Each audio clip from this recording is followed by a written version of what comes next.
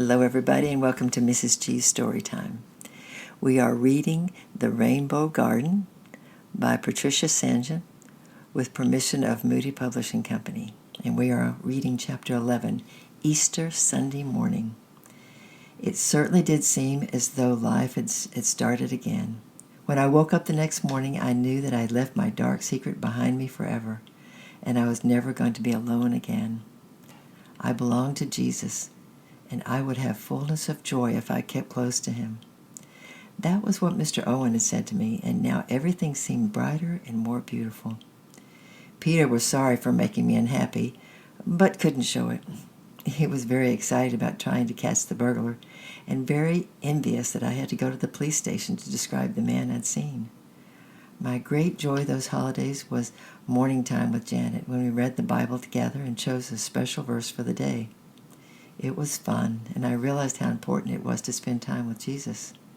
The first Sunday after that never-to-be-forgotten day, Mr. Owen called me into his study just before church and gave me a parcel.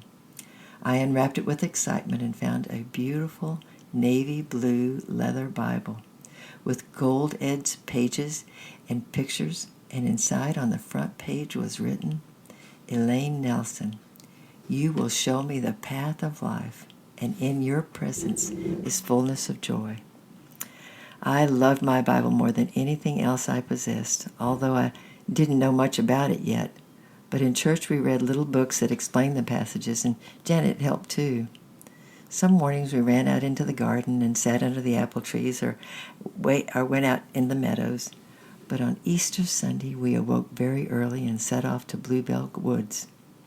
There was a carpet of blue all around us, and the air was heavy with the scent of bluebells. "I don't remember coming here before," said Janet, stopping suddenly and looking about her wonderingly. "I don't think anyone comes here.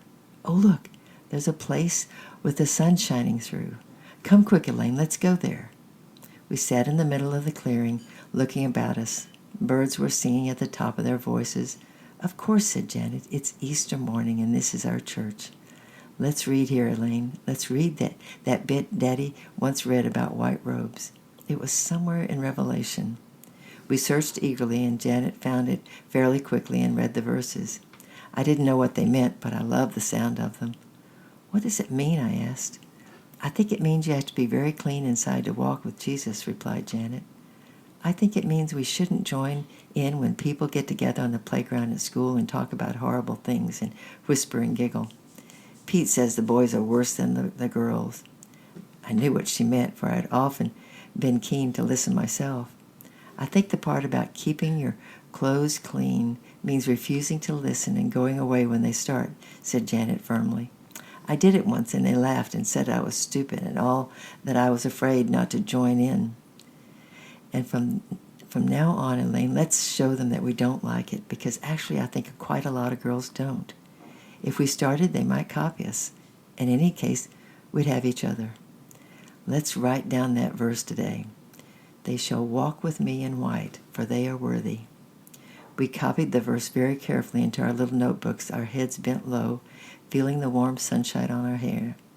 And then we got up to go, feeling sad to leave our little chapel. Suddenly we heard a cuckoo. "First one I've heard," said Janet, "and she's early, too. Come on, we better run. I ought to be helping Mummy." She sped off through the woods, jumping over the gate out into the open meadow, and I followed not far behind, for I was as much better runner than I used to be.